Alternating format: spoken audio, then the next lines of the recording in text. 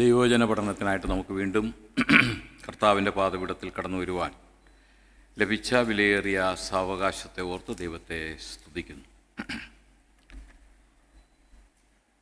ചില ആഴ്ചകൾക്ക് മുമ്പ് ഞാൻ ഇവിടെ എടുത്തു വന്നിരുന്ന വിഷയത്തിൽ അല്പക്കൂടെ അതിൻ്റെ ബാക്കി ഭാഗമുണ്ട്.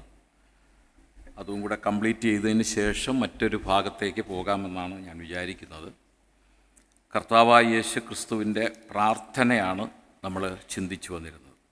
അതിൽ അവസാനത്തെ മധ്യസ്ഥ പ്രാർത്ഥന എന്നറിയപ്പെടുന്ന യോഹന്നാൻ എഴുതിയ സുവിശേഷം 17-ാം അധ്യായത്തിലെ പ്രാർത്ഥനാ വിഷയമാണ് അല്പം വിശദമായി ചിന്തിപ്പാൻ ചില ക്ലാസ്സുകളിലൂടെ നമുക്ക് കഴിഞ്ഞത്. അതിൻ്റെ അവസാന ഭാഗമെന്ന് പറയുന്നത് അതിൻ്റെ 20 മുതൽ 26 വരെയുള്ള വാക്യങ്ങളിലാണ് അത് കാണുവാനായിട്ട് കഴിയുന്നത്. അത് മുഴുവനായിട്ട് ഇന്ന് തീർക്കണമെന്നാണ് ഞാൻ കർത്താവിൽ ആശ്രയിച്ച് ആഗ്രഹിക്കുന്നത്. അതിൻ്റെ 20 മുതൽ 26 വരെയുള്ള വാക്യങ്ങൾ മൈക്കിലൂടെ ആരെങ്കിലും വായിച്ചാൽ അത് ഉപകാരമായിരിക്കും. John chapter 17 verse 20 to 26. ഇവർക്ക് വേണ്ടി മാത്രമല്ല, ഇവരുടെ വചനത്താൽ എന്നിൽ വിശ്വസിക്കുവാനിരിക്കുന്നവർക്ക് വേണ്ടിയും ഞാൻ അപേക്ഷിക്കുന്നു. നീ എന്നെ അയച്ചിരിക്കുന്നു എന്ന് ലോകം വിശ്വസിക്കുവാൻ അവർ എല്ലാവരും ഒന്നാകേണ്ടതിന്, പിതാവ് നീ എന്നിലും ഞാൻ നിന്നിലും ആകുന്നതുപോലെ അവരും തമ്മിലാകേണ്ടതിനു തന്നെ. നീ എനിക്ക് തന്നിട്ടുള്ള മഹത്വം ഞാൻ അവർക്ക് കൊടുത്തിരിക്കുന്നു. നീ എന്നെ അയച്ചിരിക്കുന്നു എന്നും നീ എന്നെ സ്നേഹിക്കുന്നത് പോലെ അവരെയും സ്നേഹിക്കുന്നു എന്നും ലോകം അറിയുവാൻ നാം ഒന്നായിരിക്കുന്നത് പോലെ അവരും ഒന്നാകേണ്ടതിന്, ഞാൻ അവരിലും നീ എന്നിലുമായി അവർ ഐക്യത്തിൽ തികഞ്ഞവരായിരിക്കേണ്ടതിനും തന്നെ. പിതാവേ, നീ ലോകസ്ഥാപനത്തിനു മുമ്പേ എന്നെ സ്നേഹിച്ചിരിക്കൊണ്ട് എനിക്ക് നൽകിയ മഹത്വം നീ എനിക്ക് തന്നിട്ടുള്ളവർ കാണേണ്ടതിന് ഞാൻ ഇരിക്കുന്നിടത്ത് അവരും എന്നോടുകൂടെ ഇരിക്കണം എന്ന് ഞാൻ ഇച്ഛിക്കുന്നു. നീതിയുള്ള പിതാവേ, ലോകം നിന്നെ അറിഞ്ഞിട്ടില്ല, ഞാനോ നിന്നെ അറിഞ്ഞിരിക്കുന്നു. നീ എന്നെ അയച്ചിരിക്കുന്നു എന്നും ഇവരും അറിഞ്ഞിരിക്കുന്നു. നീ എന്നെ സ്നേഹിക്കുന്ന സ്നേഹം അവരിൽ ആകുവാനും ഞാൻ അവരിലാകുവാനും ഞാൻ നിന്റെ നാമം അവർക്ക് വെളിപ്പെടുത്തിയിരിക്കുന്നു, ഇനിയും വെളിപ്പെടുത്തും.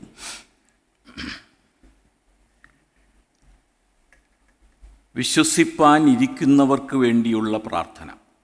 ഇത് വളരെ ദീർഘവീക്ഷണത്തോടുകൂടെ നടത്തിയ ഒരു പ്രാർത്ഥനയുടെ ഭാഗമാണ്. പ്രേയിങ് ഫോർ ഫ്യൂച്ചർ ബിലീവേഴ്സ് എന്ന് പറയുമ്പോൾ ഞാനും നിങ്ങൾ ഓരോരുത്തരും എല്ലാവരും അതിൽ ഉൾപ്പെടുന്നു. അല്ലെങ്കിൽ സഭ മുഴുവനായിട്ട്, സാർവത്രിക സഭ മുഴുവനായിട്ട് ഉൾപ്പെടുത്തിക്കൊണ്ടുള്ള ഒരു പ്രാർത്ഥനയാണ് ഈ പ്രാർത്ഥന. ഈ അവസാന ഭാഗം തന്നെക്കുറിച്ചുള്ള ചില കാര്യങ്ങളൊക്കെ പറഞ്ഞു. അത് കഴിഞ്ഞ് ശിഷ്യന്മാർക്ക് വേണ്ടി എന്തുകൊണ്ടാണ് പ്രാർത്ഥിക്കുന്നതെന്നുള്ള ചില കാര്യങ്ങൾ നമ്മൾ പഠിച്ചു. അത് കഴിഞ്ഞിട്ട് ശിഷ്യന്മാർക്ക് വേണ്ടിയുള്ള പ്രാർത്ഥന നമ്മൾ വിശദമായിട്ട് കണ്ടു. അതിനുശേഷം പറയുകയാണ് ഇവർക്ക് വേണ്ടി മാത്രമല്ല, ഇവരുടെ പ്രസംഗത്താൽ, ഇവരുടെ വചനത്താൽ എന്നിൽ വിശ്വസിപ്പാനിരിക്കുന്നവർക്ക് വേണ്ടിയും കൂടെ പ്രാർത്ഥിക്കുന്നു. ഇത് നമ്മൾ ചിന്തിച്ചതാണ് അല്പമായിട്ട്. ഇവരുടെ വചനത്താൽ വിശ്വസിപ്പാനിരിക്കുന്നവർക്ക് വേണ്ടി, അതായത് നമ്മളെല്ലാവരും സഭയുടെ രൂപീകരണവും എന്നൊക്കെ പറയുന്നത് വചനത്താൽ പ്രസംഗം കേട്ടതിനാലുള്ള രൂപീകരണമാണ്. അല്ലാതെ അത്ഭുതങ്ങളും അടയാളങ്ങളും കൊണ്ടല്ല സഭ രൂപീകരിക്കപ്പെട്ടത്. നമുക്കറിയാം, പെന്തക്കോസ്ത് നാളിൽ പരിശുദ്ധാത്മാവ് ഈ ഭൂമിയിലേക്ക് ഇറങ്ങി വരുമ്പോൾ പരിശുദ്ധാത്മാവിൻ്റെ വ്യാപനത്തോടുകൂടെ പത്രോസ് ആരംഭിച്ച വചന പ്രഘോഷണം എന്ന് വേണമെങ്കിൽ പറയാം. കർത്താവ് പ്രസംഗിച്ചിട്ടുണ്ട്, എന്നാൽ ഈ സഭയുടെ പ്രസംഗം എന്ന് പറയുമ്പോൾ അത് പത്രോസ് അപ്പോസ്തലൻ ആദ്യത്തെ സഭാരൂപീകരണ ദിവസത്തിൽ തന്നെ നടത്തിയ പ്രസംഗത്തിൽ ആണ് 3000-ഓളം പേർ രക്ഷിക്കപ്പെട്ട് മുന്നോട്ട് വന്നത്. അപ്പോൾ വചനത്താലാണ് ഈ വിശ്വാസികളുടെ ഉളവാകൽ എന്ന് പറഞ്ഞാൽ കർത്താവായ യേശു ക്രിസ്തുവിലൂടെയാണ്. ആ അറിയുന്നത് വചനത്താലാണ്. നമ്മൾ ഈ യോഹന്നാൻ എഴുതിയ സുവിശേഷം തന്നെ 10-ാം അധ്യായത്തിൻ്റെ 17-ാമത്തെ വാക്യത്തിൽ പറയുന്നു, നമ്മൾ വായിച്ചതാണ്, ഇത് അല്പം ചിന്തിച്ചതാണ് നമ്മൾ. ആകയാൽ വിശ്വാസം കേൾവിയാലും യേശുക്രിസ്തുവിൻ്റെ വചനത്താലും വരുന്നു. യേശുക്രിസ്തുവിൻ്റെ വചനത്താലും. വിശ്വാസം നമ്മിൽ ഉളവാകുന്നത് കേൾവിയാലാണ്, വചനത്തിൻ്റെ കേൾവിയാണ്. അത് ക്രിസ്തുവിൻ്റെ വചനത്താലുള്ള കേൾവിയാണ് വിശ്വാസത്തിൻ്റെ ആധാരം എന്ന് പറയുന്നത്. കൊരിന്ത്യരുടെ 1-ാം ലേഖനം 1-ാം അധ്യായം 21-ാം വാക്യം നമ്മൾ കണ്ടതാണ്. ദൈവത്തിൻ്റെ ജ്ഞാനത്തിൽ ലോകം ജ്ഞാനത്താൽ ദൈവത്തെ അറിയായിക കൊണ്ട് വിശ്വസിക്കുന്നവരെ, അടുത്ത ശ്രദ്ധിച്ചോളെ, പ്രസംഗത്തിൻ്റെ ഭോഷത്താൽ രക്ഷിക്കുവാൻ ദൈവത്തിന് പ്രസാദം തോന്നി. ലോകത്തിന് ഈ ദൈവവചന പ്രഘോഷണം, ദൈവവചന കേൾവി എന്നൊക്കെ പറയുന്ന ഒരു ഭോഷത്വമാണ്. എന്നാൽ ആ ഭോഷത്വമെന്ന് ലോകം കരുതുന്ന ആ വചനത്താലാണ് എന്ത് ചെയ്യാനായിട്ട്, ദൈവത്തെ വിശ്വസിപ്പാനായിട്ട് നമുക്ക് ഓരോരുത്തർക്കും ഇടയായത് എന്ന് അവിടെ പൗലൂസ് പറയുകയാണ്. നമ്മൾ മറ്റൊരു വാക്യത്തിൽ നമ്മളിങ്ങനെ തന്നെ വായിക്കുന്നുണ്ടല്ലോ, ക്രൂശിൻ്റെ വചനം 1 കൊരിന്ത്യർ 1:18 ക്രൂശിൻ്റെ വചനം നശിച്ചു പോകും.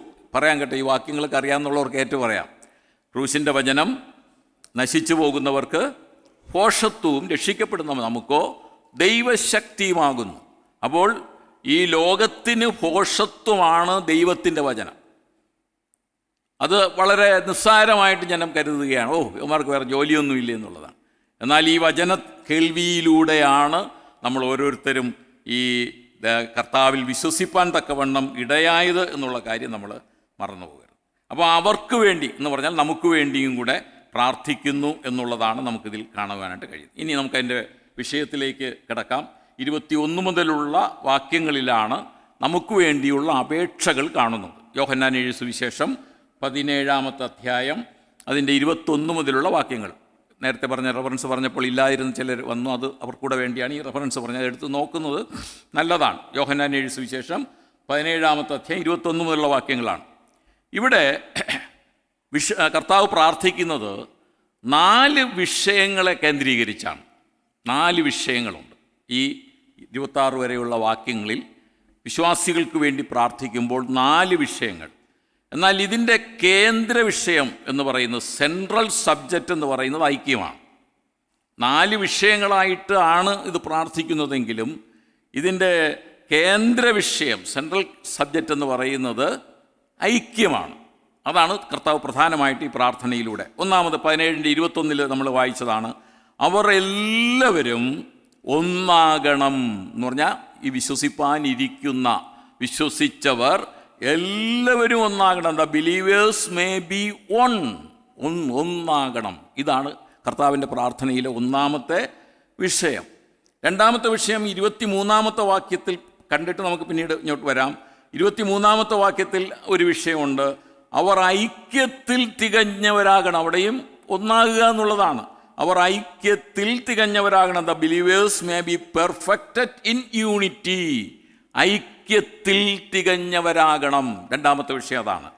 മൂന്നാമത്തത് അതിൻ്റെ 22-ലും 24-ലുമാണ് മൂന്നാമത്തെ വിഷയം ഉൾക്കൊണ്ട് നിൽക്കുന്നത്. 22-ാമത്തെ വാക്യത്തിലും 24-ാമത്തെ വാക്യത്തിലും ദൈവമഹത്വം നമ്മിലൂടെ വെളിപ്പെടണം എന്ന് പറഞ്ഞാൽ നാം ദൈവമഹത്വത്തിൽ ആയിരിക്കണം. The believers may be with him in glory. ദൈവമഹത്വത്തിൽ ആയിരിക്കണം. നീ എനിക്ക് തന്ന മഹത്വം ഞാൻ അവർക്ക് കൊടുത്തിരിക്കുന്നു എന്ന് 22-ാമത്തെ വാക്യത്തിലും, അതുപോലെ എനിക്ക് കിട്ടിയ മഹത്വം അവർ കാണണം എന്ന് 24-ാമത്തെ വാക്യത്തിലുമുണ്ട്. അപ്പോൾ മൂന്നാമത്തെ വിഷയം ഇതാണ്, ദൈവമഹത്വം നമ്മിലൂടെ വെളിപ്പെടണം, അല്ലെങ്കിൽ ദൈവമഹത്വത്തിൽ നാം ആയിരിക്കണം. The believers may be with him in glory. നാലാമത്തെ വിഷയം എന്ന് പറയുന്നത് അതിൻ്റെ 26, 23, 25, 26 വാക്യങ്ങളാണെങ്കിലും അതിന് 26-ാമത്തെ വാക്യത്തിലാണ് വളരെ സ്പഷ്ടമായിട്ട് പറയുന്നത്, അവർ ദൈവസ്നേഹത്തിൽ നിറയപ്പെടണം എന്ന് പറഞ്ഞാൽ അവിടെ വായിക്കുന്നത് അങ്ങനെ തന്നെയാണ്. അതായത് നീ എനിക്ക് തന്ന സ്നേഹം അവരിലാകണം, അവരിൽ ആ സ്നേഹം ആകണം. അവർ ദൈവസ്നേഹത്തിൽ നിറയപ്പെടണം. The believers may be filled with God's love. ദൈവസ്നേഹത്താൽ ഈ വിശ്വസിക്കുന്നവരെല്ലാവരും നിറയപ്പെടണം. ഈ 4 വിഷയങ്ങളാണ് നമുക്ക് ഇതിനോടനുബന്ധിച്ച് ചിന്തിക്കുവാനായിട്ട് ഉള്ളത്. എത്രത്തോളം അത് പൂർത്തീകരിക്കാൻ പറ്റുമോ നോക്കാം. ദൈവം സഹായിക്കട്ടെ. ഈ 4 വിഷയങ്ങൾ, ഒന്നാമത്തത് നമുക്കറിയാം, എല്ലാവരും, എല്ലാ വിശ്വാസികളും ഒന്നാകണം. രക്ഷിക്കപ്പെട്ടവർ എല്ലാവരും ഒന്നാകണം. അതിൻ്റെ 11-ാമത്തെ വാക്യത്തിലും ശിഷ്യന്മാർക്ക് വേണ്ടി പ്രാർത്ഥിക്കുമ്പോഴും ഇതേ വാചകം അവിടെ പ്രാർത്ഥിക്കുന്നുണ്ട്. എന്നാണ് 11-ാം വാക്യത്തിൽ. പരിശുദ്ധ പിതാവേ, അവർ എന്ന് പറഞ്ഞ ശിഷ്യന്മാർ നമ്മെപ്പോലെ ഒന്നാകണം. They may be one as we are. നാം ഒന്ന് എന്ന് പറഞ്ഞ പിതാവ് പുത്രൻ ഒന്നായിരിക്കുന്നത് പോലെ ശിഷ്യന്മാരും ഒന്നാകണം. അതുപോലെ തന്നെയാണ് ഇവിടെയും നമുക്ക് വേണ്ടി പ്രാർത്ഥിക്കുന്നത്. വിശ്വാസികൾ എല്ലാവരും ഒന്നാകണം. ദേ ആൾ മേ ബി വൺ. 23-ലും 22-ലും അത് തന്നെ പറയുന്നുണ്ട്. പല വിഷയങ്ങളാണെങ്കിൽ അതിലെല്ലാത്തിലും ഒന്നെന്നുള്ള കാര്യം എന്താ പറയുന്നത്? 22-20 നാം ഒന്നായിരിക്കുന്നത് പോലെ അവരും ഒന്നാകണം. 23-ൽ അവർ ഐക്യത്തിൽ തികഞ്ഞവരാകണം. ഇങ്ങനെയാണ് പറയുന്നത്. അതിൽ ഒന്നാമത്തത് എല്ലാ വിശ്വാസികളും ഒന്നാകണം. എല്ലാ വിശ്വാസികളും ഒന്നാകണം. നീ എന്നെ അയച്ചിരിക്കുന്നുവെന്ന് ലോകം വിശ്വസിക്കുവാൻ അവർ എല്ലാവരും ഒന്നാകണം.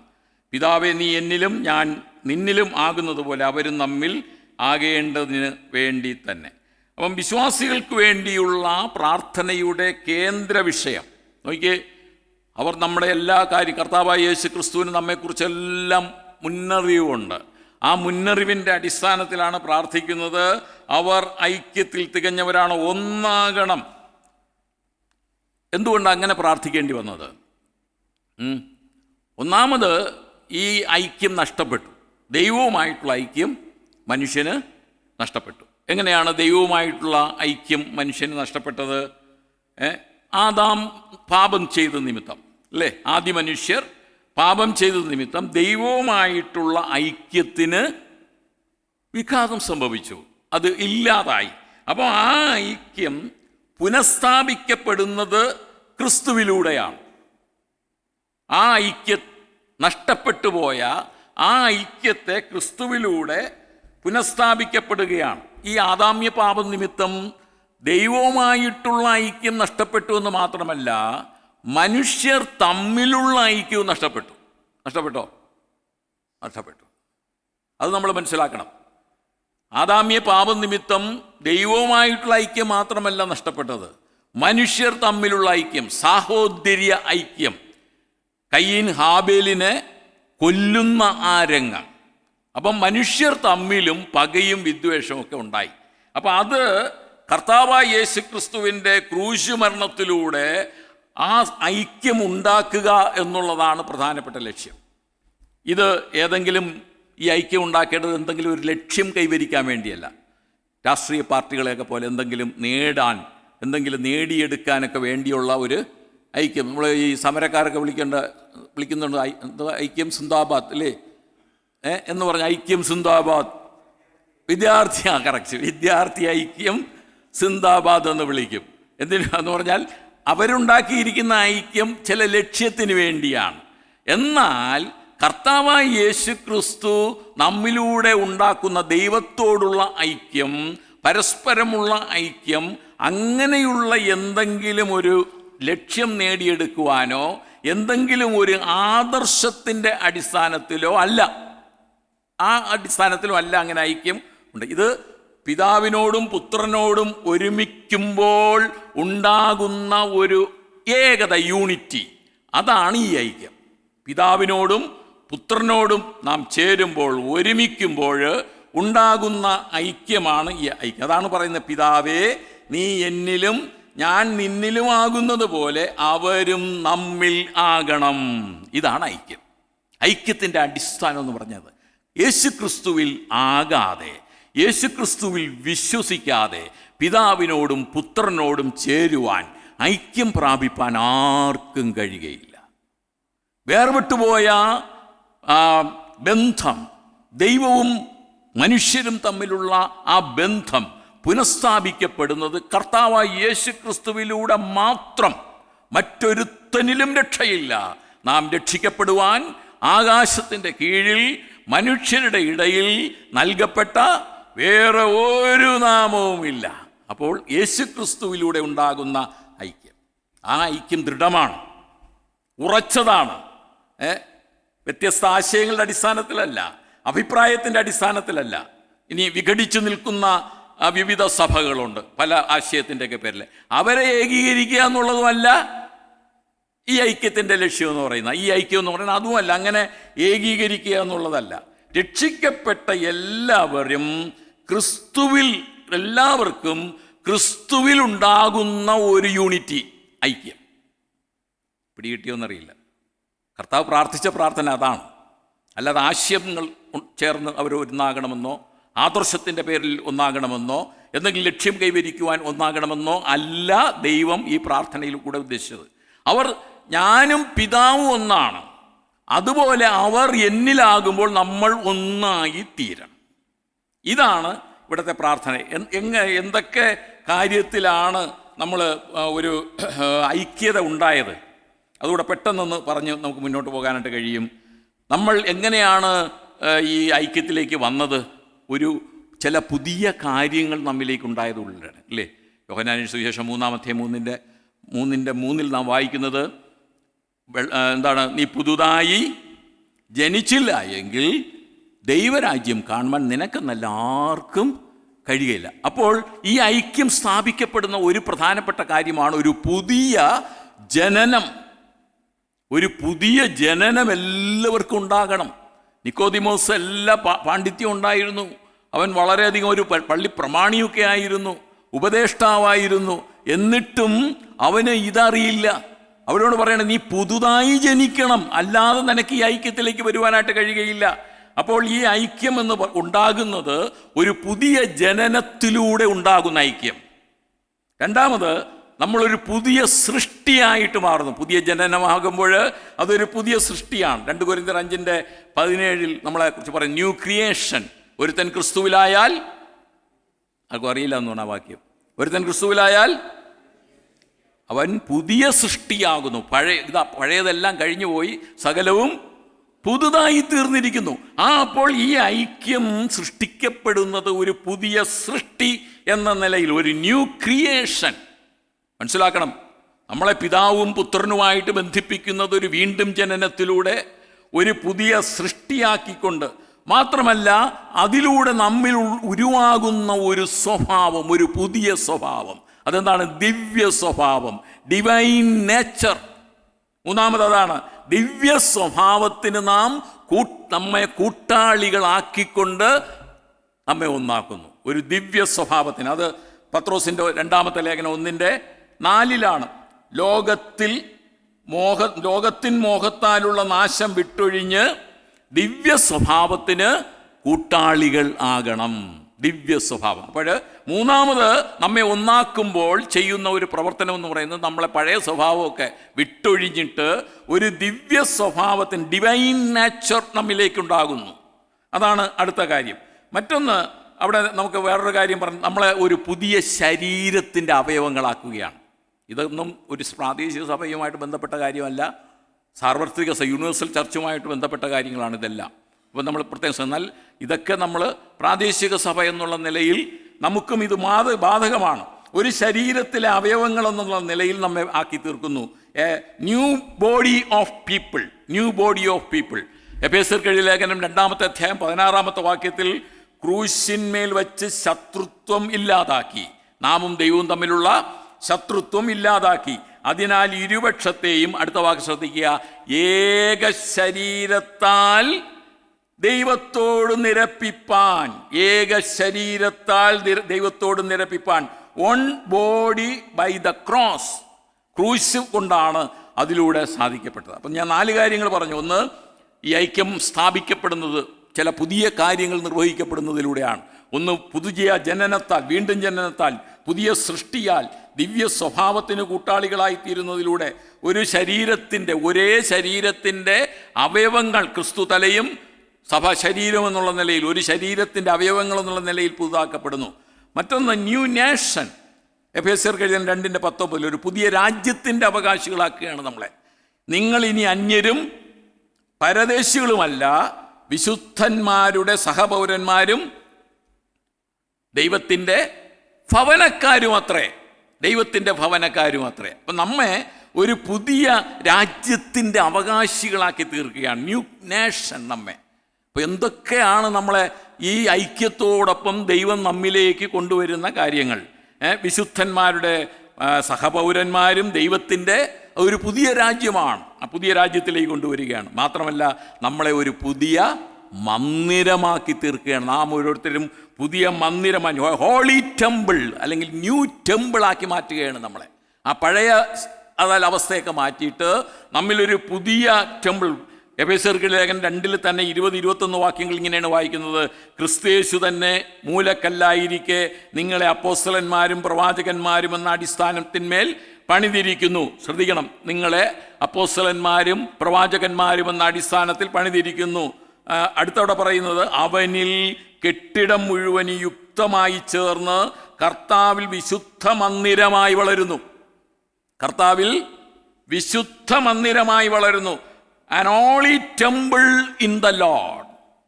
ദൈവത്തിലൊരു വിശുദ്ധ മന്ദിരമായിട്ട് നമ്മൾ വളരുകയാണ്. അപ്പം നമ്മൾ നോക്കിയേ, ഈ ഒന്നാക്കി തീർക്കുക എന്ന് പറയുമ്പോൾ അതിൽ ദൈവം നടത്തുന്ന പ്രക്രിയകൾ പലതാണ്. ഒരു കാര്യം കൂടെ പറഞ്ഞാൽ അത് നിർത്താം. നമ്മെ ഒരു ന്യൂ പീപ്പിൾ, ഒരു പുതിയ വർഗമാക്കി തീർക്കുകയാണ്. God's people. നമ്മളെ എന്താക്കി തീർക്കുന്നു? ദൈവത്തിൻ്റെ ജനം ആക്കി തീർക്കുകയാണ്. 1 പത്രോസ് 2:10. ഞാനിതൊക്കെ നിങ്ങളെ എടുത്ത് വായിപ്പിക്കണമെന്ന് ആഗ്രഹമുണ്ട്. വായിച്ചുകൊണ്ടിരുന്നാൽ ആ വിഷയത്തിൽ മുന്നോട്ട് പോകാനായിട്ട് കഴിയില്ല. അതുകൊണ്ടാണ് ഞാൻ പെട്ടെന്ന് പറഞ്ഞു പോകുന്നത്. 1 Peter chapter 2 verse 10 അവിടെ പറയുന്നത്, നിങ്ങൾ തിരഞ്ഞെടുക്കപ്പെട്ട ജാതിയും രാജകീയ, അവിടെ മുഴുവൻ നമ്മൾ ആരാധനയ്ക്ക് വായിക്കുന്നുണ്ടാണ് മുഴുവനും പറയുന്നത്, നിങ്ങളെ അന്ധകാരത്തിൽ നിന്ന് അത്ഭുത പ്രകാശത്തിലേക്ക് വിളിച്ചവൻ്റെ സൽഗുണങ്ങളെ ഘോഷിപ്പാൻ തക്കവണ്ണം തിരഞ്ഞെടുക്കപ്പെട്ട ഒരു ജാതിയും രാജകീയ പുരോഹിത വർഗവും വിശുദ്ധ വംശവും സ്വന്ത ജനവുമാകുന്നു. സ്വന്ത ജനവുമാകുന്നു. എന്നിട്ട് അവിടെ ഒരു വാക്കൂടെ കൂട്ടിച്ച്, മുമ്പേ നിങ്ങൾ ജനമല്ലാത്തവർ, ഇപ്പോഴോ ദൈവത്തിൻ്റെ ജനം. ദൈവത്തിൻ്റെ ജനം. പ്രിയപ്പെട്ടവരെ, നമ്മളെ ഈ ഒന്നാക്കി തീർക്കുവാനായിട്ട് ഇനി ഒരുപാട് കാര്യങ്ങൾ വേണമെങ്കിൽ അതോടുള്ള ബന്ധത്തിൽ പറയാനായിട്ട് കഴിയും. ഒന്നാക്കി തീർക്കുവാനായിട്ട് ദൈവം നമ്മിൽ വരുത്തിയ പ്രക്രിയകൾ ഇതൊക്കെയാണ്. 7 കാര്യങ്ങൾ ഞാൻ പറഞ്ഞു. ഏതൊക്കെയാണ്? വീണ്ടും വീണ്ടും ആവർത്തിക്കുന്നത്, നിങ്ങൾ എന്തെങ്കിലുമൊക്കെ ഒന്ന് മനസ്സിൽ തങ്ങുന്നെങ്കിൽ തങ്ങിക്കോട്ടെ എന്ന് വിചാരിച്ചാണ്. ഒന്ന്, വീണ്ടും ജനനത്താൽ, പുതിയ ജനനത്താൽ, ബോൺ അഗെയിൻ, അല്ലേ? രണ്ടാമത്, പുതിയ സൃഷ്ടി, ന്യൂ ക്രിയേഷൻ, ഒരു പുതിയ സൃഷ്ടി എന്ന നിലയിൽ. മൂന്നാമത്, ഡിവൈൻ നേച്ചർ, പുതിയ ദിവ്യ സ്വഭാവത്തിൻ്റെ കൂട്ടാളികൾ എന്ന നിലയിൽ. 4, ഒരു ശരീരത്തിൻ്റെ അവയവങ്ങൾ എന്നുള്ള new body of people, new body of people. 5, പുതിയ രാജ്യത്തിൻ്റെ അവകാശികൾ, ന്യൂ നേഷൻ, ന്യൂ നേഷൻ. 6, നമ്മൾ ഒരു പുതിയ മന്ദിരമായിട്ട്, ഹോളി ടെമ്പിൾ, ന്യൂ ടെമ്പിളായിട്ട് മാറുന്നു. 7 ഞാൻ പറഞ്ഞത് ഒരു പുതിയ വർഗം, എ ന്യൂ റൈസ്, പുതിയ ജാതി, God's people, people of God. അപ്പോൾ മനസ്സിലായോ എങ്ങനെയാണ് നമ്മളെ ഒന്നാകണം, നമ്മളെ ഒന്നാക്കുവാനായിട്ട് ചെയ്ത്. ഇത് ഞാൻ പറഞ്ഞതുപോലെ ഒരു പ്രാദേശിക സഭയിൽ വരുന്ന കാര്യങ്ങളൊന്നുമല്ല, ഇത് യൂണിവേഴ്സൽ ചർച്ചിൽ വരുന്ന. എന്നാൽ അറ്റ്ലീസ്റ്റ് നമ്മുടെ പ്രാദേശിക സഭകളിലെങ്കിലും ഈ ഒരു ബോധം നമുക്കുണ്ടാകണം. എം ഇ ചെറിയാൻ സാർ പാടിയൊരു ഗാനമുണ്ടല്ലോ, ക്രിസ്തുവിൻ നിസ്തുല സ്നേഹച്ചരടതിൽ കോർത്തുള്ള മുത്തുകൾ നാം. മുത്തുകൾ ആ ദൈവത്തിൻ്റെ, ക്രിസ്തുവിനോടാണ്, ക്രിസ്തു നിമിത്തം ദൈവത്തിനോട് ചേരുമ്പോൾ അതിലാണ് നമ്മൾ ചേർക്കുന്നത്. ഇതാണ് ഒന്നാകൽ. പിടികിട്ടിയോ? ഒന്നാകലെന്ന് പറയുന്നത് നമ്മൾ ചിന്തിക്കുന്ന ഒരു ആശയത്തിൻ്റെ പേരിലുള്ള ഒന്നാകലല്ല, ആദർശത്തിൻ്റെ പേരിലുള്ള ഒന്നാകലല്ല. ഇത്തരത്തിൽ പിതാവിനോടും പുത്രനോടും വേർപെട്ട ആ ബന്ധത്തെ പുനഃസ്ഥാപിക്കപ്പെടുന്നതാണ് ഈ ഒന്നാകൽ. അത് ഇത്തരം പ്രക്രിയകളിലൂടെയൊക്കെയാണ് ഒന്നാകുന്നത്. ഇനി രണ്ടാമത്തെ ഭാഗത്തിലേക്ക് നമുക്ക് പെട്ടെന്ന് പോകാം. ഐക്യത്തിൽ തികഞ്ഞവരാകണം. 17:23 അല്ലേ? പിതാവേ, നീ എന്നിലും ഞാൻ നിന്നിലുമാകുന്നതുപോലെ അവരും നമ്മിൽ ഒന്നാകണം എന്ന് 21-ാമത്തെ വാക്യത്തിൽ പ്രാർത്ഥിച്ചത്. അത് ശിഷ്യന്മാരുടെ ബന്ധത്തിലും പ്രാർത്ഥിക്കുന്നുണ്ട്. അത് കഴിഞ്ഞിട്ട് 11-ാം വാക്യത്തിൽ ശിഷ്യന്മാരുടെ ബന്ധത്തിലും പ്രാർത്ഥിക്കുന്നുണ്ട്. അത് 23 ഐക്യത്തിൻ്റെ പൂർണ്ണത എന്ന് പറഞ്ഞാൽ എന്താണ് ഈ പെർഫെക്റ്റ് യൂണിറ്റി? അവിടെ പറയുന്നത് നോക്കിയാൽ 23-ാമത്തെ വാക്യത്തിൽ നാം വായിച്ചതാണ്, നാം ഒന്നായിരിക്കുന്നത് പോലെ അവരും ഒന്നാകേണ്ടതിന് പിതാവേ, ഞാൻ അവരിലും നീ എന്നിലുമായി അവർ ഐക്യത്തിൽ തികഞ്ഞവരാകണം. അപ്പം ഈ ഐക്യം പെർഫെക്ഷനിലേക്ക് എത്തുന്നത് നാമും കർത്താവായ യേശു ക്രിസ്തുവും അതിലൂടെ പിതാവുമായിട്ടുള്ള ഒരു ബന്ധം സ്ഥാപിക്കപ്പെടുന്നതിലൂടെയാണ്. ഐ ഇൻ ദം, കർത്താവ് പ്രാർത്ഥിച്ചിങ്ങനെ, ഐ എന്ന് പറയുക കർത്താവ്, in them and you in me, ഞാൻ അവരിൽ, വിശ്വസിപ്പാനിരിക്കുന്നവരിൽ, വിശ്വാസികളിൽ. ഇനി ഞാൻ, യു ഇൻ മീ, പിതാവാം ദൈവം എന്നിൽ, that they may be perfected in unity, അങ്ങനെ ഒരു ഐക്യത്തിൽ തികഞ്ഞവർ ആക്കണം എന്നുള്ളതാണ്. ഈ ഐക്യത്തിൽ പിതാവും പുത്രനും എപ്പോഴും ഐക്യത്തിൽ തികഞ്ഞവരാണ് അല്ലേ? ഒന്നല്ലേ? ഞാനും പിതാവും ഒന്നാകുന്നു. അവരുടെ ഐക്യത്തിന് യാതൊരു വിഘ്നവുമില്ല, ഒരിക്കലും കോട്ട സംഭവിക്കുകയില്ല. എപ്പോഴെങ്കിലും കോട്ടം സംഭവിക്കും അവരുടെ ഐക്യത്തിൽ. അപ്പം അവരുടെ ഐക്യത്തിൽ കോട്ടം സംഭവിക്കാതിരിക്കുന്നത് പോലെ തന്നെ നാമും ദൈവവും കർത്താവും തമ്മിലുള്ള ബന്ധത്തിനും ഒരിക്കലും കോട്ടം സംഭവിപ്പാനായിട്ട് പാടില്ല. ഈ സ്നേഹത്തിൽ നിന്ന് എന്നെ വേർവിടിവിക്കുന്നത് ആർ? നഗ്നതയോ പട്ടിണിയോ ആപത്തോ വാളോ ഒന്നിനും നമ്മെ വേർപിടിപ്പിക്കാനാണ്. അതാണ് ഐക്യത്തിൻ്റെ തികവ്. എന്തെങ്കിലും പ്രശ്നങ്ങളും പ്രതിബന്ധങ്ങളും ഒക്കെ നമ്മുടെ ജീവിതത്തിൽ കടന്നു വരുമ്പോൾ ദൈവത്തെ തള്ളിപ്പറയുന്നവരായിട്ട് ആകരുത്. അത് ഐക്യത്തിൻ്റെ തികവ് അല്ല.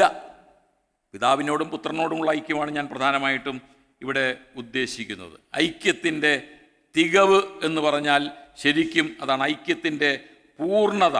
പിതാവും പുത്രനും ഒന്നായിരിക്കുന്നത് പോലെ തികഞ്ഞവരാകണം. ഇതാണ് ഐക്യത്തിന്. നാം പലപ്പോഴും നമ്മെക്കുറിച്ചല്ല ചിന്തിക്കേണ്ടത്, നമുക്ക് വേണ്ടിയുമല്ല ചിന്തിക്കേണ്ടത്, നമ്മിൽ ആയിരിക്കുന്ന കർത്താവിന് വേണ്ടി ചിന്തിക്കാനും പ്രവർത്തിക്കാനും ഇടയാകുമ്പോഴാണ് ഈ ഐക്യം ഉണ്ടാകുന്നത്. ഞാൻ അല്ല, എന്നിൽ വസിക്കുന്ന കർത്താവായ യേശു ക്രിസ്തുവിന് വേണ്ടി നമ്മൾ ചിന്തിക്കണം, അവനു വേണ്ടി നാം പ്രവർത്തിക്കണം. അങ്ങനെ ആകുമ്പോഴാണ് ഈ ഐക്യം പൂർണ്ണമായ അവസ്ഥയിലേക്ക് വരുന്നതെന്ന് നമുക്ക് മനസ്സിലാക്കാനായിട്ട് കഴിയും. അതാണ് ഈ ഐക്യം. ഈ ഐക്യം കൊണ്ട് ചില പർപ്പസസുകളുണ്ട്, ചില ലക്ഷ്യം. ഈ സമ്പൂർണ്ണ ഐക്യം കൊണ്ട് ചില ലക്ഷ്യങ്ങൾ കർത്താവ് വയ്ക്കുന്നുണ്ട്. ഈ ഐക്യം മൂലം ഉണ്ടാകേണ്ട ലക്ഷ്യങ്ങൾ ഒന്നാമത് 21 പറഞ്ഞു, നീ എന്നെ അയച്ചിരിക്കുന്നുവെന്ന് ലോകം വിശ്വസിക്കണം. അപ്പം നമ്മൾ പിതാവും പുത്രനോടും കൂടെ ചേർന്ന് ഒന്നാകുന്നതിലൂടെ ലോകം വിശ്വസിക്കണം കർത്താവായ യേശു ക്രിസ്തു ഈ ഭൂമിയിലേക്ക് വന്നത് ഈ ഐക്യമുണ്ടാക്കുവാനാണ് എന്ന് പറഞ്ഞാൽ ക്രിസ്തുവിലൂടെ നമ്മൾ ജീവിക്കുന്നവരായി തീരണം, അല്ലെങ്കിൽ ക്രിസ്തു നമ്മിലൂടെ ജീവിക്കുന്നവരായി തീരണം. രണ്ട് ഭാഗങ്ങൾ നമുക്ക് വായിച്ചേ പറ്റൂ. അതോടുള്ള ബന്ധത്തിൽ എന്താണ് ഈ ഐക്യത്തിൻ്റെ പൂർണ്ണത എന്ന് നമുക്ക് കുറച്ചുകൂടെ വ്യക്തമായിട്ട് മനസ്സിലാക്കാനായിട്ട് കഴിയും. ഗലാത്യർക്ക് എഴുതിയ ലേഖനം 2-ാമത്തെ അധ്യായം അതിൻ്റെ 19-20 വാക്യങ്ങൾ വായിക്കാമോ? അത് വായിച്ച് കേൾക്കുന്നത് നല്ലതാണ്. Galatians chapter 2 verse 19 and 20. ശ്രദ്ധിച്ച് കേൾക്കണേ, എടുക്കാത്തവർ ശ്രദ്ധിച്ച് കേൾക്കണം, ബൈബിളുള്ളവരെ എടുത്തു നോക്കുക. ഞാൻ ദൈവത്തിനായി ജീവിക്കേണ്ടതിന് ന്യായപ്രമാണത്താൽ ന്യായപ്രമാണ സംബന്ധമായി മരിച്ചു. ഞാൻ ക്രിസ്തുവിനോടുകൂടെ ക്രൂശിക്കപ്പെട്ടിരിക്കുന്നു. ഇനി ജീവിക്കുന്നത് ഞാനല്ല, ക്രിസ്തു അത്രേ എന്നിൽ ജീവിക്കുന്നു.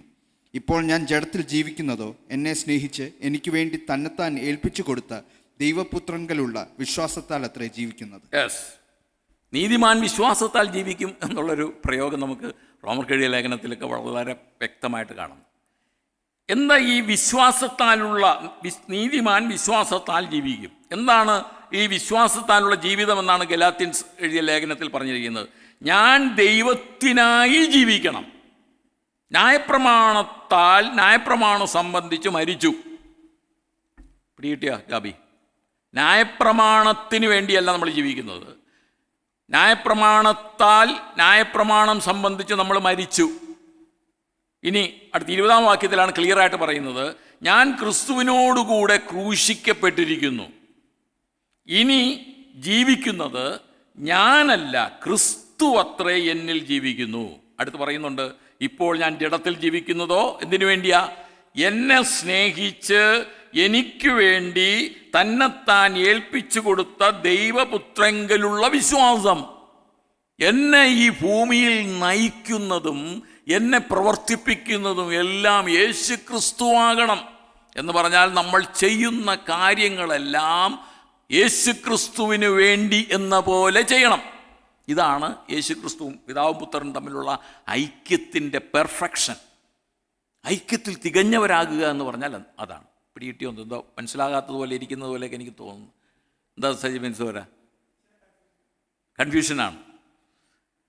അതായത് ഈ ഐക്യത്തിൽ പൂർണ്ണമാകണമെങ്കിൽ നമ്മൾ മരിച്ചു, ഇനി ഞാൻ ഇല്ല, ഞാൻ ജീവിക്കുന്നത്, ജഡത്തിൽ ജീവിക്കുന്ന ആർക്ക് വേണ്ടിയാകണം? തിന്നാലും കുടിച്ചാലും എന്ത് ചെയ്താലും ദൈവത്തിൻ്റെ മഹത്വത്തിന് വേണ്ടി. ഞാൻ ജോലി ചെയ്യുന്നതും കർത്താവിന് വേണ്ടി, ഞാൻ പഠിക്കുന്നതും കർത്താവിന് വേണ്ടി, എല്ലാം. അതാണ് ഇവിടെ പറയുന്നത്. ജഡത്തിൽ ജീവിക്കുന്നത് എന്നെ സ്നേഹിച്ച് എനിക്ക് വേണ്ടി ഏൽപ്പിച്ചു കൊടുത്ത ദൈവപുത്രങ്കലുള്ള വിശ്വാസം, അവനിൽ പൂർണ്ണമായിട്ട് വിശ്വസിച്ചു കൊണ്ടുള്ള ഒരു ജീവിതം നമ്മിലുണ്ടാകുമ്പോൾ കർത്താവും പിതാവും പുത്രനും തമ്മിലുള്ള ഐക്യത്തിൽ പൂർണ്ണത സംഭവിക്കും. ഫിലിപ്പിയർക്ക് ലേഖനം 1:21 ഇങ്ങനെ ഒരു വാക്യമുണ്ട്, എല്ലാവർക്കും അറിയാവുന്ന വാക്യമാണ്.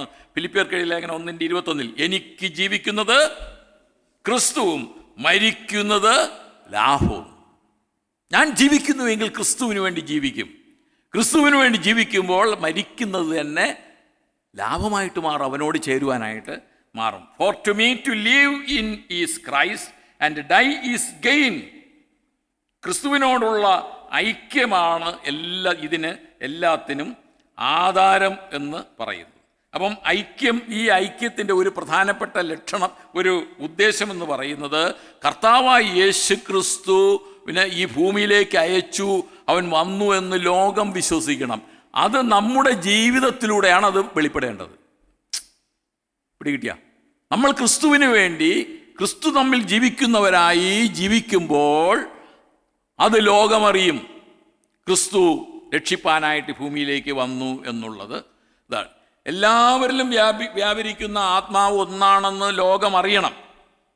അതാണ് ഈ സഹോദരന്മാർ ഒത്തൊരുമിച്ച് വസിക്കുന്നത് എത്ര ശുഭവും എത്ര മനോഹരവും ആകുന്നു എന്ന് നമ്മൾ 133 സങ്കീർത്തനത്തിൽ വായിക്കുന്നുണ്ട്.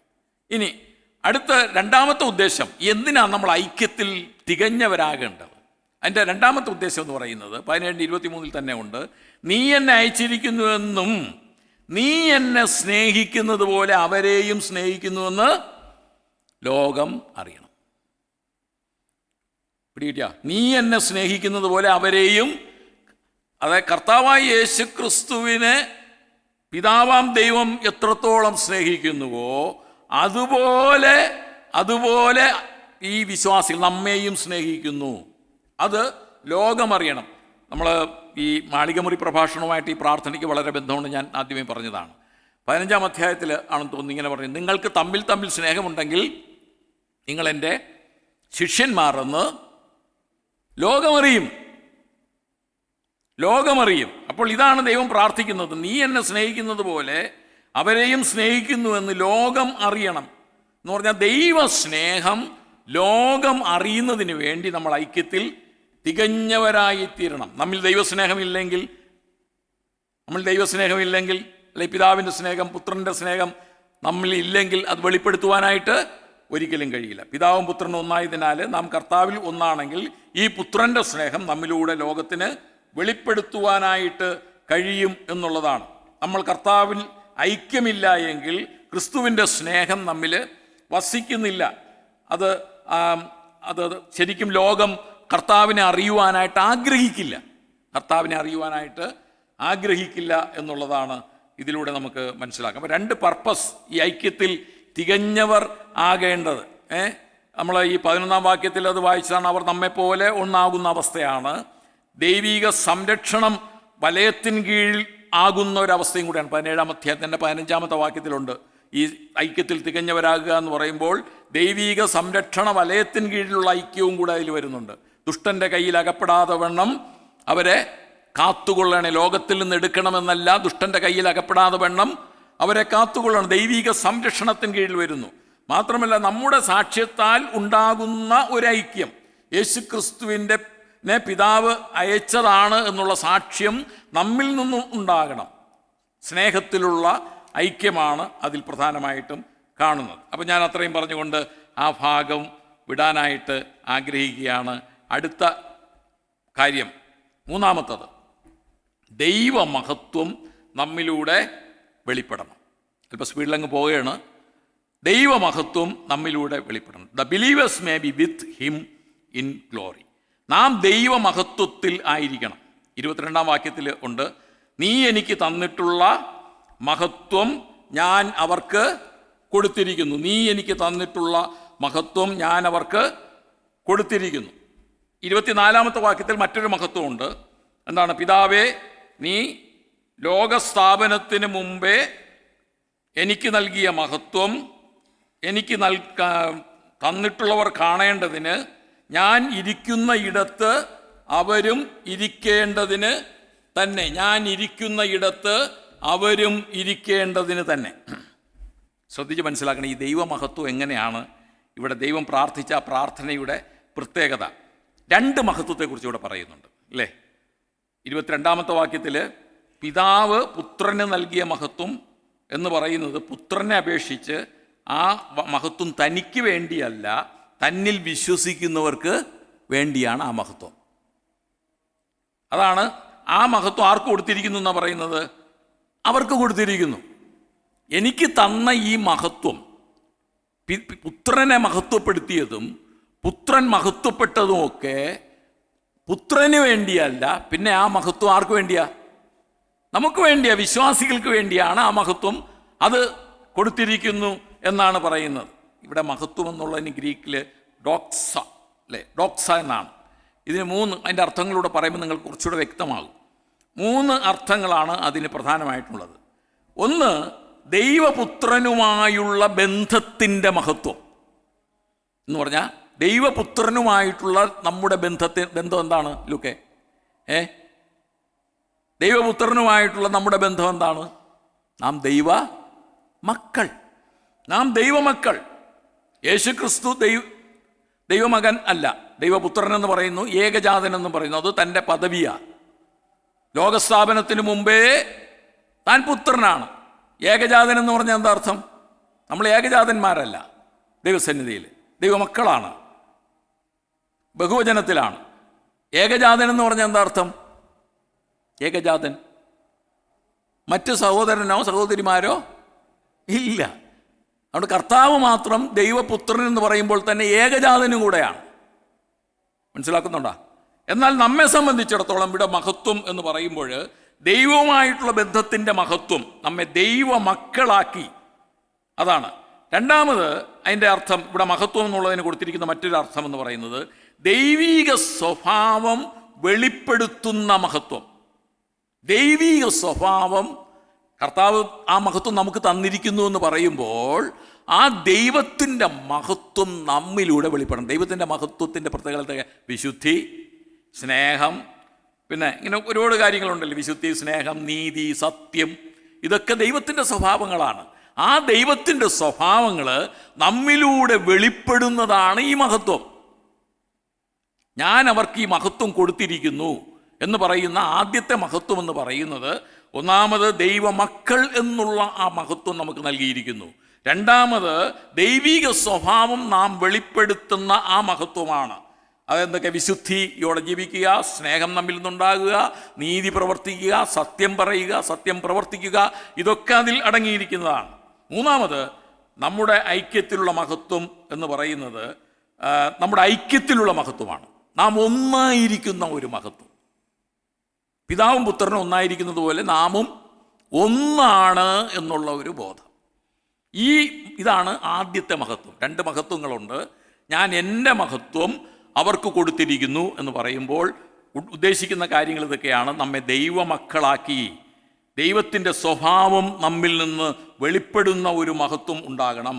നമ്മൾ ഐക്യത്തിൽ തികഞ്ഞവരാകണം. ഇതാണ് ഒന്നാമത്തെ മഹത്വം. ഏതാണ്ട് പിടികിട്ടി കാണും.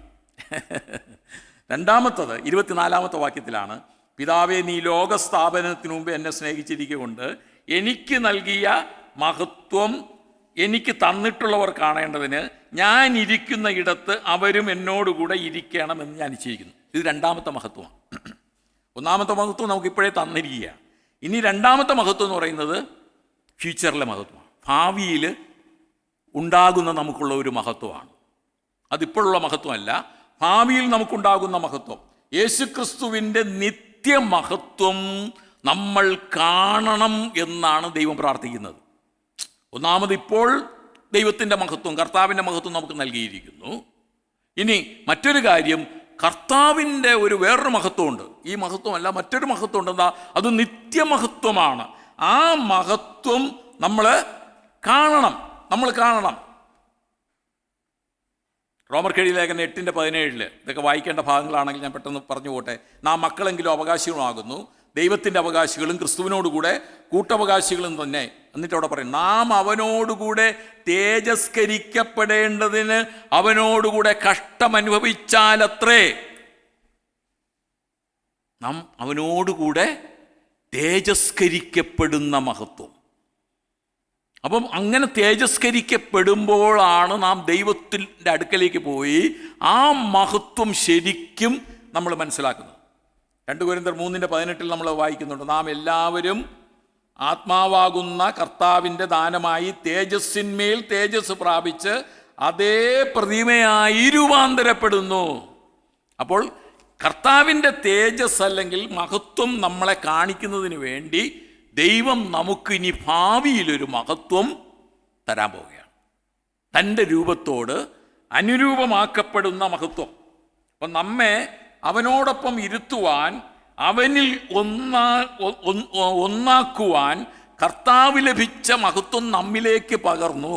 ആ മഹത്വത്തിൽ നാം ഇന്ന് ഒന്നാണെന്നുള്ള ബോധം നമുക്ക് ഉണ്ടാകണം. അടുത്ത രണ്ടാമത്തത്, ഭാവിയിൽ ദൈവത്തിൻ്റെ നിത്യമഹത്വം നമ്മൾ കാണുന്നതിന് വേണ്ടി നമ്മെയും ആ മഹത്വത്തോട്, തേജസ്സോട് അനുരൂപമാക്കി മാറ്റപ്പെടുന്നു. യോഹന്നാൻ എഴുതിയ സുവിശേഷം തന്നെ ഈ മാളികമുറി പ്രഭാഷണത്തിൽ 14-ാം അധ്യായം 3-ാമത്തെ വാക്യത്തിൽ ഇങ്ങനെയുണ്ട്, ഞാൻ ഇരിക്കുന്ന ഇടത്ത് നിങ്ങളെയും ഇരുത്തേണ്ടതിന് ഞാൻ പിന്നെയും വന്ന് നിങ്ങളെ എൻ്റെ അടുക്കൽ.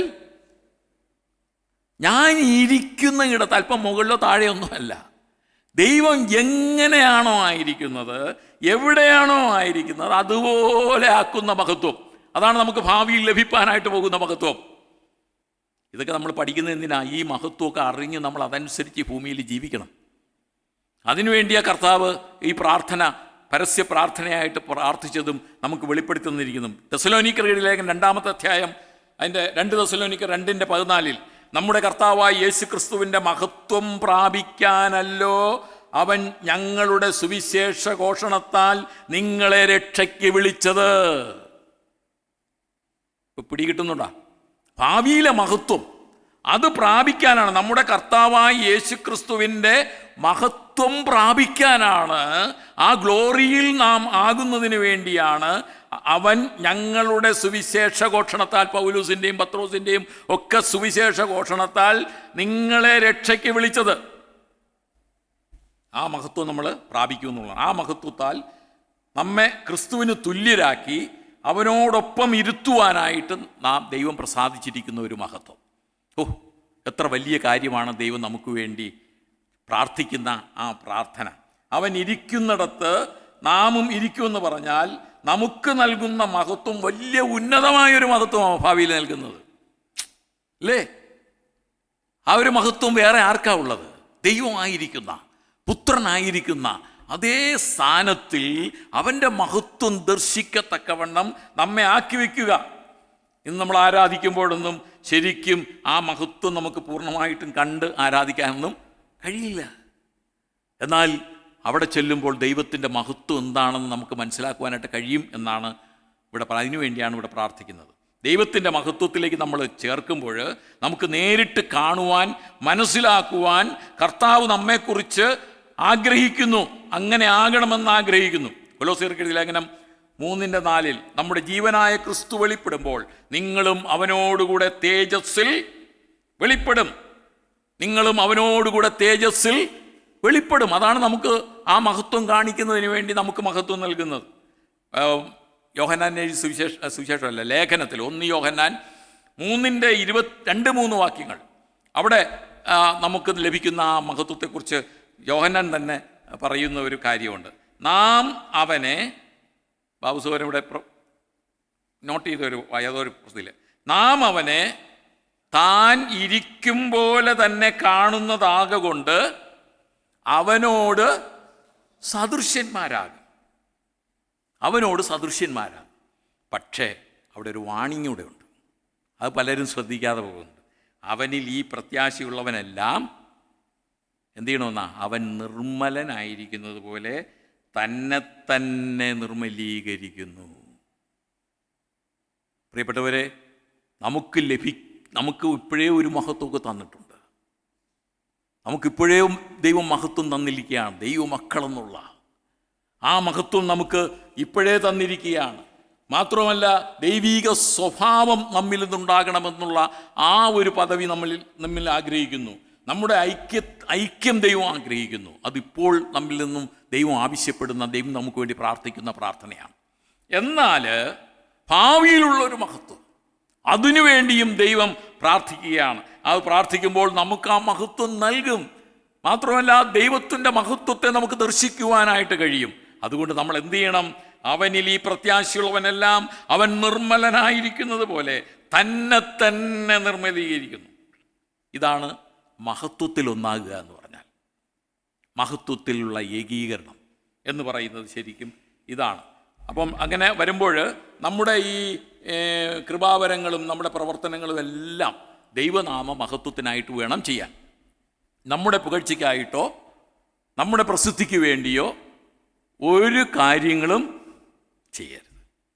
എന്നാൽ മാത്രമേ ദൈവത്തിൻ്റെ മഹത്വം നമ്മിലൂടെ വെളിപ്പെടുള്ളൂ. അവസാനത്തെ പോയിൻ്റൂടെ ഞാൻ പെട്ടെന്ന് ഫിനിഷ് ചെയ്യാനായിട്ട് ഇനി ഇത് നീട്ടാനായിട്ട് ആഗ്രഹിക്കുന്നില്ല. അവസാനത്തെ ആ പോയിൻ്റ് എന്താണ്? സ്നേഹത്തിലൊന്നാകണം. 26-ാമത്തെ വാക്യം. നീ എന്നെ സ്നേഹിക്കുന്ന സ്നേഹം അവരിൽ ആകുവാനും ഞാൻ നിൻ്റെ നാമം അവർക്ക് വെളിപ്പെടുത്തിയിരിക്കുന്നു, ഇനിയും വെളിപ്പെടുത്തും. ദൈവത്തിൻ്റെ സ്നേഹം വെളിപ്പെടുത്തിയതും വെളിപ്പെടുത്തിക്കൊണ്ടിരിക്കുന്നതും എന്തിനു വേണ്ടിയാണ്? ദൈവത്തിൻ്റെ സ്നേഹം നമ്മിൽ ആകുന്നതിന് വേണ്ടിയാണ്. ദൈവത്തിൻ്റെ സ്നേഹം നമ്മിൽ ആകണം. ആ സ്നേഹത്തിൽ നമ്മളാകണം. അതാണ് ഇവിടെ believers may be filled with God's love. ദൈവത്തിൻ്റെ സ്നേഹത്താൽ നമ്മൾ നിറയണം. പരിശുദ്ധാത്മാവിലുള്ള നിറയൽ മാത്രമല്ല, ദൈവസ്നേഹത്താൽ നമ്മൾ നിറയണം. പിതാവാം ദൈവത്തിൻ്റെ നാമം നമുക്ക് വെളിപ്പെടുത്തിയത് കർത്താവായ യേശു ക്രിസ്തുവിലൂടെയാണ്. പിതാവിൻ്റെ സ്നേഹം വെളിപ്പെടുത്തിയത് യേശു ക്രിസ്തുവിലൂടെയാണ്. അല്ലെങ്കിൽ ഒരിക്കലും നമുക്ക് ഈ സ്നേഹം അറിയാൻ പറ്റുമോ? ഇല്ല. യേശു ക്രിസ്തുവിലൂടെയാണ്. 17:25 അതാണ് വായിക്കുന്നത്. കർത്താവ് അപേക്ഷിക്കുകയാണ്, നീതിയുള്ള പിതാവേ. ആ പ്രയോഗം വളരെ ശ്രദ്ധേയ. നീതിയുള്ള പിതാവേ, ലോകം നിന്നെ അറിഞ്ഞിട്ടില്ല, ഞാനോ നിന്നെ അറിഞ്ഞിരിക്കുന്നു. നീ എന്നെ അയച്ചിരിക്കുന്നു എന്ന് ഇവരും അറിഞ്ഞിരിക്കുന്നു. നീതിയുള്ള പിതാവേ, അതുകൊണ്ട് നീ എന്നെ സ്നേഹിക്കുന്ന സ്നേഹം അവരിൽ ആകണം. ദൈവം നീതിമാനായ പിതാവാണ്. യാതൊരു അനീതി അവൻ്റെ പക്കലില്ല. ആ നീതിയുടെ നിർവഹണമാണ് പുത്രനെ ഭൂമിയിലേക്ക് അയച്ചത്. തൻ്റെ ഏകജാതനായ പുത്രനിൽ വിശ്വസിക്കുന്ന ഏവനും നശിച്ചു പോകാതെ നിത്യജീവൻ പ്രാപിക്കേണ്ടതിന് ദൈവം പുത്രനെ നൽകുവാൻ തക്കവണ്ണം അത്രയ്ക്ക് ലോകത്തെ സ്നേഹിച്ചു. അവൻ ദൈവത്തിൻ്റെ സ്നേഹം ഈ ലോകത്തിലേക്ക് വ്യാപരിച്ചത് പുത്രനാം ദൈവത്തിലൂടെയാണ്. മനസ്സിലായോ? പുത്രനെ വളരെ സ്നേഹിക്കുന്നുണ്ട്. ആ സ്നേഹമൊക്കെ വച്ചുകൊണ്ട് തന്നെ ആ സ്നേഹം നമ്മിലേക്ക് വ്യാപരിപ്പിച്ചത് കർത്താവായ യേശു ക്രിസ്തുവിലൂടെയാണ്. ഈ സ്നേഹത്തിൽ നമ്മൾ വിശ്വാസികളെല്ലാവരും ആകണമെന്നുള്ളതാണ് ദൈവം പ്രാർത്ഥിക്കുന്നത്. പുത്രൻ ക്രൂശിലൂടെ വെളിപ്പെടുത്തിയ സ്നേഹം, പുത്രൻ്റെ പിതാവിനോടുള്ള അപേക്ഷ ഈ അവസാനിപ്പിക്കുന്നത് തന്നെ വളരെ ഉറച്ച വാക്കുകളോടുകൂടെയാണ്, അല്ലേ? പ്രാർത്ഥനയാണെങ്കിലും അത് സ്വർഗത്തിലേക്ക് നോക്കി പറഞ്ഞു എന്ന് ആരംഭിച്ചിട്ട് അത് അവസാനിപ്പിക്കുന്നത്, പിതാവേ അങ്ങയുടെ സ്നേഹം ഞാൻ വെളിപ്പെടുത്തിയോ? പിതാവിന് നമ്മളോടുള്ള സ്നേഹം കർത്താവായ യേശു ക്രിസ്തു വെളിപ്പെടുത്തി. എത്രത്തോളം വെളിപ്പെടുത്താമോ അതിൻ്റെ അങ്ങേ അറ്റം വരെ വെളിപ്പെടുത്തി. അങ്ങനെയാണെങ്കിൽ ആ സ്നേഹം നമ്മിൽ ആകുമ്പോൾ ദൈവത്തിൻ്റെ സ്നേഹം നമ്മിൽ നിന്ന് പകരപ്പെടണം. ഇതാണ് ദൈവം ആഗ്രഹിക്കുന്ന കാര്യം. ഈ ദൈവത്തിൻ്റെ സ്നേഹത്തിന് ഒരിക്കലും മാറ്റമില്ല. എന്നേക്കും നിലനിൽക്കുന്ന സ്നേഹമാണ്. ഈ മാളികമുറി പ്രഭാഷണം തുടങ്ങുന്നത് തന്നെ സ്നേഹത്തിലാണ്. അപ്പോസ്തലനായ യോഹന്നാൻ അവിടെ പറയുകയാണ്, അവിടെ പറയുന്ന ഒരു വാക്കുണ്ട്, ലോകത്തിൽ തനിക്കുള്ളവരെ എപ്പോഴും സ്നേഹിച്ച കർത്താവ് അവസാനത്തോളം അവരെ സ്നേഹിക്കും. അവിടുത്തെ മലയാളത്തിലെ ട്രാൻസ്ലേഷൻ അല്പ വ്യത്യാസമുണ്ട്. ഇങ്ങനെ ഞാൻ ഈ തരത്തിലല്ല അവിടെ എഴുതിയിരിക്കുന്നത്.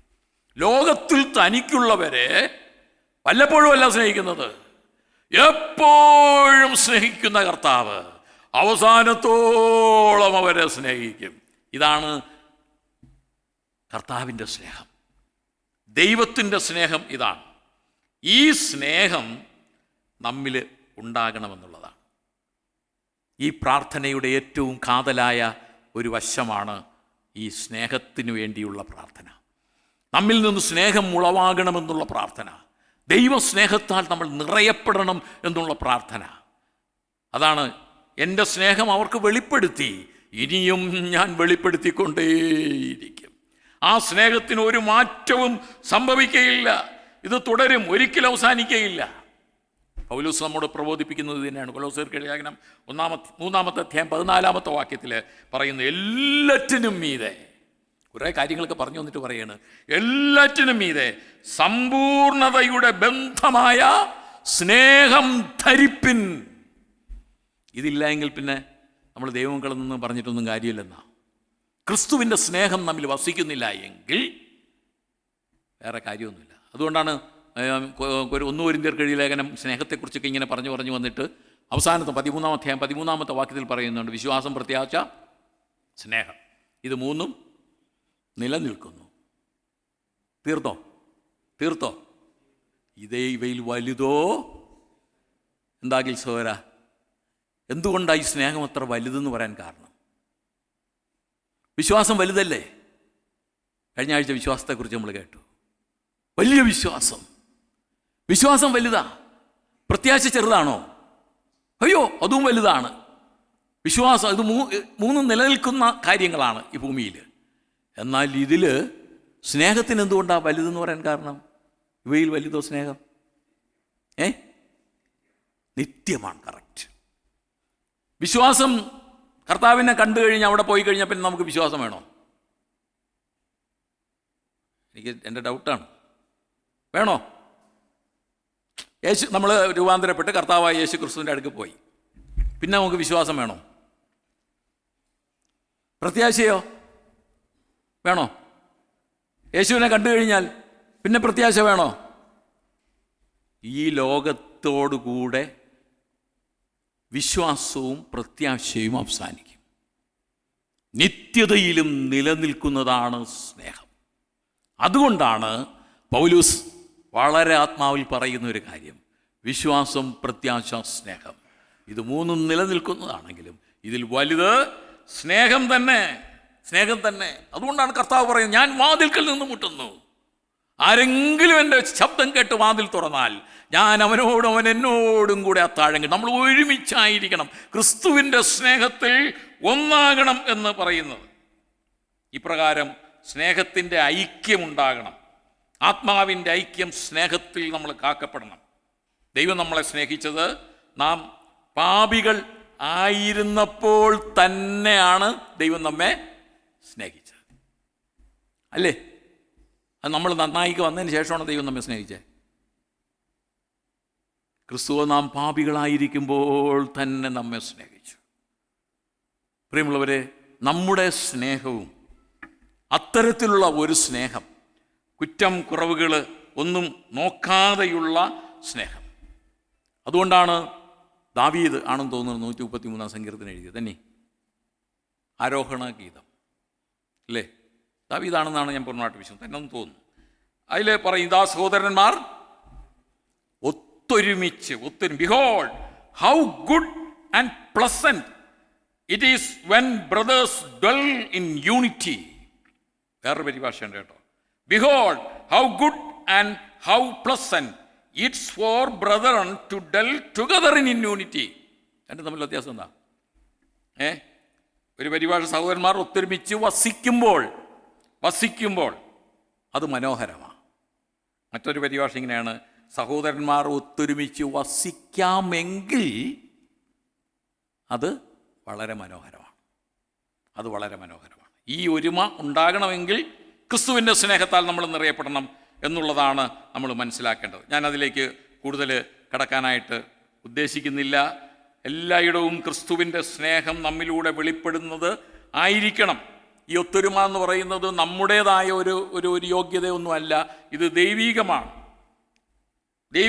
ദൈവം സ്ഥാപിച്ച ഒന്നാണ് ഈ ഐക്യം, സ്നേഹത്താലുള്ള ഐക്യം. അതൊക്കെ ദൈവം സ്ഥാപിച്ചതാണ്. അതുകൊണ്ട് അത് എവിടെ ഈ സ്നേഹം സ്ഥാപിച്ചത് എവിടെയാണ്? ദൈവം ജെയിംസ് സാർ പഠിപ്പിച്ചുകൊണ്ടിരിക്കുന്ന വിഷയമാണ്. ഈ സ്നേഹം ദൈവം എവിടെയാണ് സ്ഥാപിച്ചത്? ആദ്യം സ്ഥാപിച്ചത് എവിടെ? ക്രൂശിലെന്ന് നമ്മൾ പറയും. എവിടെ? ഏദൻ തോട്ടത്തിലാണ്. ഏദൻ തോട്ടത്തിൽ എങ്ങനെയാണ് ഈ സ്നേഹം സ്ഥാപിച്ചത്? ആദാമിനോടുള്ള സ്നേഹം എങ്ങനെ സ്ഥാപിച്ചേ? തക്ക തുണയെ ഉണ്ടാക്കി കൊടുത്തതിലൂടെയാണ്, അല്ലേ? ഞാനങ്ങനെ ചിന്തിക്കുന്നു. ദൈവത്തിൻ്റെ സ്നേഹം അവിടെ തുടങ്ങിയ, ദൈവത്തിൻ്റെ സ്നേഹം അങ്ങനെ തുടങ്ങിയതാണ്. അപ്പോൾ അവിടെ അവർ ഒരുമിച്ച് ആയിരിക്കണമെന്നുള്ളതാണ്. അങ്ങനെ ഒരുമിച്ച് ആയിരിക്കുമ്പോൾ മാത്രമേ ബിഹോൾഡ്, ഇതാ സഹോദരന്മാരുടെ സ്നേഹത്തെക്കുറിച്ച് കേൾക്കാനല്ല പറയുന്നത്. സഹോദരന്മാരുടെ സ്നേഹത്തെ, ഒത്തൊരുമയെക്കുറിച്ച് നമ്മൾ എന്ത് ചെയ്യണം? മറ്റുള്ളവർ കാണണം. ഇതാ കണ്ടാലും, ഇതാ കേട്ടാലും എന്നല്ല, ഇതാ കണ്ടാലും. ഞാൻ നിർത്തട്ടെ. ഇപ്പോൾ നമ്മൾ കർത്താവായ യേശു ക്രിസ്തുവിൻ്റെ പ്രാർത്ഥനയുടെ അവസാനം നമ്മെ വിട്ടില്ല. അയ്യോ, എന്നെ വിട്ടില്ലല്ലോ ദൈവമേ, എനിക്കും കൂടെ വേണ്ടി അങ്ങ് പ്രാർത്ഥിച്ചല്ലോ. ആ പ്രാർത്ഥനയിൽ നമ്മളും ഭാഗവാക്കുകളായി തീർന്നു. പ്രിയമുള്ളവരെ, അത് അന്വർത്ഥമാകുന്നതിന് വേണ്ടി നാമും അതുപോലെ ആകണം എന്ന് വീണ്ടും ഞാൻ ഉദ്ബോധിപ്പിച്ചുകൊണ്ട് ഞാൻ എൻ്റെ ഈ വാക്കുകളിൽ നിന്ന് വിരമിക്കുന്നു. ദൈവം സഹായിക്കട്ടെ. ഈ 17-ാമത്തെ അധ്യായവും കർത്താവിൻ്റെ പ്രാർത്ഥനകളും ഒക്കെ നമ്മൾ ചിന്തിച്ചതാണ്. ഇതൊക്കെ നമ്മൾ വീണ്ടും വീണ്ടും ധ്യാനിക്കുകയും വായിക്കുകയൊക്കെ ചെയ്യുന്നത് നമ്മുടെ ആത്മികമായ പ്രചോദനത്തിനൊക്കെ വളരെ നല്ലതായി തീരും. ദൈവം നമ്മെ ധാരാളമായിട്ട് അനുഗ്രഹിക്കട്ടെ. അടുത്ത ക്ലാസ് മുതൽ മറ്റൊരു പുതിയ വിഷയമാണ് ഞാൻ എടുക്കണമെന്ന് വിചാരിക്കുന്നത്. ഇതുവരെ അതിൻ്റെ കൺക്ലൂഷനിൽ എത്തിയിട്ടില്ല. ദൈവം പ്രേരിപ്പിക്കുന്നതനുസരിച്ചൊരു വിഷയം അടുത്ത 3 ക്ലാസ്സുകൾ എടുക്കണമെന്ന് വിചാരിക്കും. ദൈവം സഹായിക്കും.